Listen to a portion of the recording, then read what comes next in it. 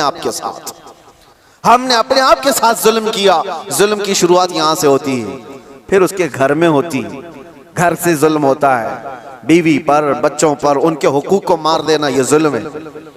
उनके हुकूक की तलवी बहनों, भाइयों, माँ बाप, औलाद, और उसके बाद फिर ये जुल्म बढ़ता हुआ पड़ोसियों तक जाता है, पड़ोसियों के साथ जुल्म, फिर उसके बाद मुआशरे में आता है जिसमें वो जी रहा है, मोहल्ले में, और फिर जैसे जैसे उसके मकामात बढ़ते चले गए उसके साथ साथ जुल्म की शाखें भी बढ़ती चली जाती हैं। जुल्म की हजार किस्में हैं, हजार किस्में हैं।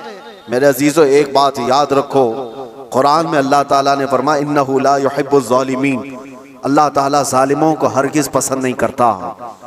जो हद से ज्यादा बढ़ने वाले हैं वो अल्लाह को पसंद नहीं है। लेकिन लोगों ने जुल्म का कॉन्सेप्ट ये बना करके रखा है, सिर्फ मार धाड़ कत्ल करने वाला ही जालिम है। जालिम तो घर से भी शुरू हुआ है। घरों में हुकूक तलफी जिसने किया वो जालिम है। जिसने बीवी का हक मार लिया वो जालिम, जिसने माँ बाप का हक अदा नहीं किया वो जालिम, जिसने औलाद का हक अदा नहीं किया वो जालिम, जो अपने भाई बहनों का हक मार कर बैठा वो भी जालिम। ये जुल्म की कई शाखें।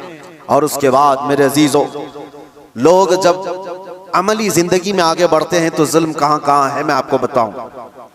जुल्म इंसान करता कब है? कमजोर आदमी जालिम तो नहीं होता, ये तो सबको पता है, सारे लोग देखते हैं। अगर मिसाल के तौर पर मैं आपको बताऊं, किसी जुर्म में अंधा, लूला, लंगड़ा, ऐसा आदमी, लूला भी है, लंगड़ा भी है, कुछ नहीं, पैर भी नहीं, हाथ भी नहीं, आंख भी नहीं, ऐसे शख्स को कोई पकड़ करके लाए और कहे कि इसने फलां के साथ बहुत जुल्म किया है, मार धाड़ किया है, तो दुनिया हंसेगी कि वो माजूर है, वो क्या कर सकता है। ये तो बात सही है।